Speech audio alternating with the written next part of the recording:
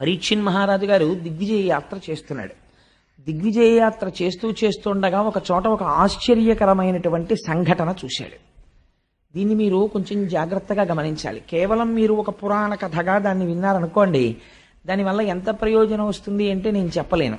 కానీ భాగవతంగా మీకు అర్థం కావాలంటే ఇది చాలా కీలకమైనటువంటి ఘట్టం. ఒక మహాపురుష ప్రవేశం జరిగే ముందు దాని వెనకాతల ఒక కీలకమైన సందర్భం ఉంటుంది.